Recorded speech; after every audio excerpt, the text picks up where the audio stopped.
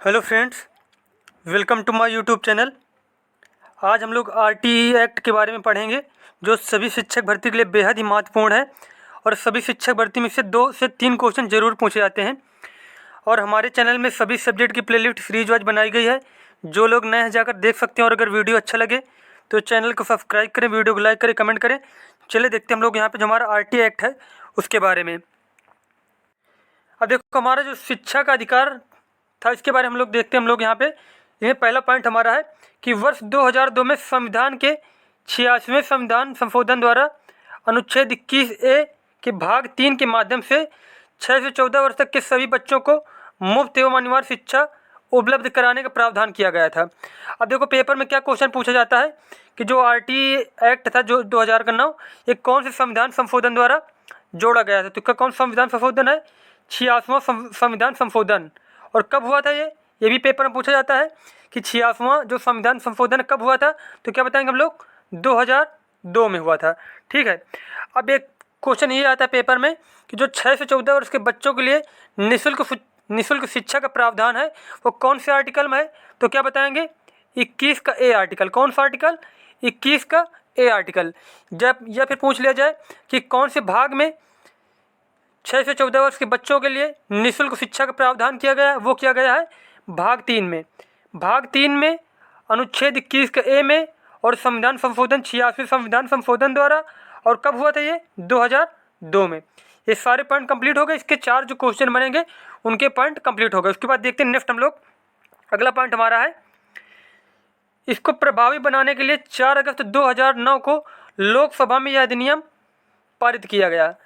लोकसभा में कब पारित किया गया अधिनियम? 4 अगस्त 2009 को। और लागू कब हुआ था? लागू हुआ था 1 अप्रैल 2010 को। कब लागू हुआ था? 1 अप्रैल 2010 को। देखो, बनाया गया 2009 में, ठीक है। उसके बाद पेश किया गया इसको 4 अगस्त 2009 को, ठीक है। उसके बाद लागू कब हुआ? 1 अप्रैल 2010 को। अभी बहुत बार क्वेश्चन में पूछा गया है कि जो आरटीई एक्ट है लागू कब हुआ था। तो क्या बताएंगे हम लोग? 1 अप्रैल 2010 को लागू हुआ, ठीक है। उसके बाद अगला क्वेश्चन हमारा है, आरटीई का फुल फॉर्म क्या होता है। आरटीई का फुल फॉर्म देखते हैं हम लोग यहाँ पे। आरटीई जैसे फुल फॉर्म होता है जो the right of children to free and compulsory education act 2009। अब यहाँ पे देखो, ये 2009, तो आरटीई का क्या मतलब हो गया? The right of children to free and compulsory education. और कब कब का ये एक्ट? 2009 में बना था, ठीक है। उसके बाद हिंदी में क्या बोलेंगे इसे? निःशुल्क और अनिवार्य बाल शिक्षा का अधिकार अधिनियम। और कब ये बनाया गया था? 2009 में। इसके लिए यहाँ पे 2009 लिखा हुआ, ठीक है। अब यहाँ पे देखो, उसके कुछ महत्वपूर्ण तथ्य बताए गए इसमें। अब यहाँ पे जो धारा इसके बनाए गए हैं, जो नियम बनाए गए, धारा इसमें 12 में लिखा हुआ है कि आरटीई 2009 के अनुसार प्राइवेट स्कूलों में कितने प्रतिशत सीटें गरीब विद्यार्थियों के लिए आरक्षित होती हैं। तो गरीब विद्यार्थियों के लिए 25% सीटें क्या होना चाहिए? आरक्षित होना चाहिए गरीब विद्यार्थियों के लिए प्राइवेट स्कूलों में। उसके बाद नेक्स्ट पॉइंट हमारा है, धारा 13 के अनुसार, धारा 13 के अनुसार कि प्रति व्यक्ति फीस लेने पर शुल्क का 10 गुना जुर्माना देना होगा। क्या है? शुल्क का 10 गुना जुर्माना देना होगा। अगर कोई व्यक्ति क्या कर रहा है कि अगर बच्चों से फीस वसूल कर रहा है तो उसे 6 से 14 वर्ष के जो बच्चे हैं तो उन्हें क्या क्या कर रहा है, अगर फीस कोई वसूल कर रहा है उनसे तो उसको 10 गुना जुर्माना देना पड़ सकता है अगर पकड़ा जाए तो, ठीक है। उसके बाद नेक्स्ट हमारा पॉइंट है यहाँ पे अगला, धारा 14। ये देखो, धारा नहीं पूछी जाएंगी, ठीक है। धारा ना याद करो, बस ये पॉइंट याद करना है यहाँ पे कि किसी बालक के पास जन्म प्रमाण पत्र न होने की स्थिति में विद्यालय में प्रवेश लेने से इनकार नहीं किया जा सकता। अगर किसी के पास जन्म प्रमाण पत्र नहीं है तो यह नहीं कह सकते कोई कि हम तुम्हारा एडमिशन नहीं लेंगे, ठीक है। उसके बाद नेक्स्ट पॉइंट हमारा यहाँ पे कि बच्चों को शैक्षणिक वर्ष के आरंभ में एडमिशन दिया जाएगा। कब दिया जाएगा? प्रवेश कब दिया जाएगा? शैक्षणिक वर्ष के आरंभ में। ये नहीं कि जब मना है तब एडमिशन लियो। लेकिन अब तो क्या है कि अब कोई मतलब कहाँ सब इतना कानून हो पा रहा है। जो प्राइवेट स्कूल वाले हैं तो वो तो लेते ही रहते हैं पूरे साल एडमिशन, है ना। लेकिन इसका नियम क्या है कि शैक्षणिक वर्ष के आरंभ में ही इसका जो एडमिशन होगा वो लिया जाएगा। उसके बाद नेक्स्ट पॉइंट हमारा है, स्टूडेंट को ना तो क्लास में फेल किया जाएगा और ना ही विद्यालय से निकाला जाएगा। क्या कि जो 6 से 14 वर्ष के बच्चे हैं ना तो उन्हें फेल किया जाएगा और ना ही उन्हें विद्यालय से निकाला जाएगा। उसके बाद अगला पॉइंट हमारा है कि बच्चों को शारीरिक दंड देना और प्रताड़ित करना मना है। ना ही बच्चों को दंड दिया जाएगा, ना उन्हें मतलब किसी प्रकार की प्रताड़ना दी जाएगी आरटी एक्ट 2009 के अनुसार। ठीक है, उसके बाद अगला है हमारा पॉइंट यहाँ पे कि शिक्षक के कर्तव्य क्या होना चाहिए। शिक्षक के कर्तव्य कौन कौन से होना चाहिए यहाँ पे। अब यहाँ पे देखो पहला पॉइंट इसमें है कि आरटी 2009 के अकॉर्डिंग शिक्षक को गैर शैक्षणिक कार्यों में नहीं लगाया जा सकता, लेकिन कुछ कार्य जिनमें लगाया जा सकता है, जैसे जनगणना करवाई जा सकती है, चुनाव कार्यों में लगाया जा सकता है, और आपदा प्रबंधन के टाइम में लगाया जा सकता है शिक्षकों को। ये 3 कामों के अलावा और किसी काम में शिक्षकों को नहीं लगाया जा सकता।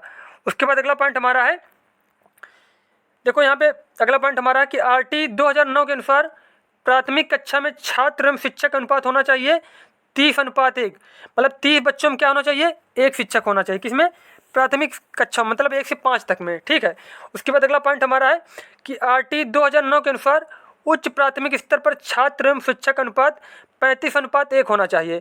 अब 5 से 8 जो वाली कक्षाएं हैं उनमें जो छात्र और शिक्षक अनुपात है वो कितना होना चाहिए कि 35 छात्रों पर 1 शिक्षक होना चाहिए। ये सारे पूछे जाते हैं, पेपर में क्वेश्चन पूछा जाएगा कि प्राथमिक कक्षा में छात्र और शिक्षक अनुपात क्या होना चाहिए, तो क्या बताएंगे हम लोग 30:1।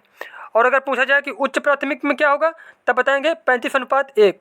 उसके बाद अगला पॉइंट हमारा है कि आरटी 2009 के अनुसार कक्षा 1 से 8 तक यदि प्रवेश दिए गए सदस्यों की संख्या 200 से अधिक है तो विद्यार्थियों में शिक्षक अनुपात 40:1 होगा। अब यहाँ पे क्या है कि अगर जैसे कि जो 1 से 8 तक एडमिशन लिए गए अगर बच्चों की संख्या 200 से ज़्यादा है तो क्या उन्हें कि एक क्लास में 40 बच्चे पर 1 शिक्षक रख सकते हैं। कितने में, 40 बच्चों पे 1 शिक्षक रख सकते हैं। उसके बाद अगला पॉइंट हमारा है, यदि प्राथमिक स्तर पर 150 से अधिक बच्चे हों तो उसके लिए प्रावधान है कि 1 प्रधानाध्यापक और 5 शिक्षक। अगर 150 से अधिक बच्चे हैं तो कितने शिक्षक होना चाहिए, 5 शिक्षक और 1 प्रधानाध्यापक होना चाहिए। उसके बाद नेक्स्ट पॉइंट हमारा है, आरटी 2009 के अनुसार शिक्षक के लिए 1 सप्ताह में न्यूनतम कितने घंटे कार्य होते हैं। 1 सप्ताह में कितने घंटे काम करना है शिक्षक को, 45 घंटे 1 सप्ताह में। ठीक है, उसके बाद नेक्स्ट पॉइंट क्या हमारा कि आरटी 2009 के अनुसार प्राथमिक स्तर पर न्यूनतम शैक्षणिक घंटे व कार्य दिवस होता है। अब यहाँ पे देखो प्राथमिक स्तर पर कितने घंटे काम करना है, 800 घंटे और 200 दिन। पूरे वर्ष भर में कितने घंटे, 800 घंटे और 200 दिन। उसके बाद उच्च प्राथमिक स्तर पर कितना काम करना होता है शिक्षकों को। अब यहाँ पे देखो ऐसे क्वेश्चन पूछा जाता है कि पेपर में क्वेश्चन आ जाएगा कि प्राथमिक स्तर पर शिक्षक को कितने घंटे काम करना होता है या फिर कितने दिन काम करना होता है, तो क्या बताएंगे प्राथमिक स्तर पर 800 घंटे और 200 दिन। और उच्च प्राथमिक स्तर पर कितना करना होता है, 1000 घंटे और 220 दिन। आरटी 2009 के अनुसार उच्च प्राथमिक स्तर पर न्यूनतम शैक्षणिक घंटे व कार्य दिवस होता है कितने घंटे, 1000 घंटे और 220 दिन उच्च प्राथमिक स्तर पर। ठीक है, उसके बाद नेक्स्ट पॉइंट हमारा है कि आरटी 2009 के अनुसार किस कक्षा तक बालक को निष्कासित नहीं किया जा सकता। आरटी 2009 का जो एक्ट था उसके अनुसार कक्षा 8 तक के बालकों को ना ही फेल किया जा सकता है और ना ही क्या किया जा सकता है, स्कूल से निकाला जा सकता है। उसके बाद नेक्स्ट पॉइंट हमारा है कि आरटी 2009 के अनुसार कक्षा 1 से 5 तक के बालकों के घर से विद्यालय की दूरी होनी चाहिए 1 किलोमीटर। कितनी, जो 1 से 5 तक के बच्चे हैं उनके लिए जो स्कूल जाने की जो दूरी होनी चाहिए वो होनी चाहिए 1 किलोमीटर उसके घर से। उसके बाद नेक्स्ट पॉइंट हमारा है कि इस अधिनियम के अनुसार स्कूल के विकास के अनुदान एवं खर्च का उत्तरदायित्व विद्यालय प्रबंधन समिति का होगा। किसका होगा, इस अधिनियम के अनुसार स्कूल के विकास के अनुदान एवं खर्च का उत्तरदायित्व विद्यालय प्रबंधन समिति का होगा। उसके बाद नेक्स्ट पॉइंट हमारा है यहाँ पे आरटी 2009 के अनुसार विशेष आवश्यकताओं वाले बच्चों को किस शिक्षा व्यवस्था के अंतर्गत पढ़ाना चाहिए। जो विशेष आवश्यकता वाले बच्चे उन्हें कैसे पढ़ाना चाहिए, समावेशी शिक्षा के आधार पर। कैसे, समावेशी शिक्षा के आधार पर। अब पेपर में क्वेश्चन आ जाए कि आरटी एक्ट 2009 के अनुसार विशेष आवश्यकता वाले बच्चों को कैसे शिक्षा देना चाहिए, तो क्या बताएंगे हम लोग, समावेशी शिक्षा के अनुसार। उसके बाद अगला क्वेश्चन हमारा है और लास्ट पॉइंट हमारा है कि आरटी 2009 के अकॉर्डिंग दिव्यांग बच्चों के लिए मुफ्त शिक्षा 18 वर्ष तक है। क्या है कि देखो जो बच्चे दिव्यांग नहीं हैं उनके लिए आरटी एक्ट 2009 में कि 6 से 14 वर्ष के लिए बच्चों तक की निःशुल्क शिक्षा, लेकिन जो दिव्यांग बच्चे हैं उनके लिए क्या कहा गया है कि उनके लिए 18 वर्ष तक निःशुल्क शिक्षा दी जाएगी। और ये आरटी एक्ट से हमारे जितने भी क्वेश्चन बनते हैं मोस्ट इंपॉर्टेंट वो सारे क्वेश्चन कंप्लीट हो चुके हैं। अगर आप लोगों को वीडियो अच्छा लगे तो चैनल को सब्सक्राइब करें, वीडियो को लाइक करें, कमेंट करें। मिलते हैं नेक्स्ट वीडियो में, धन्यवाद।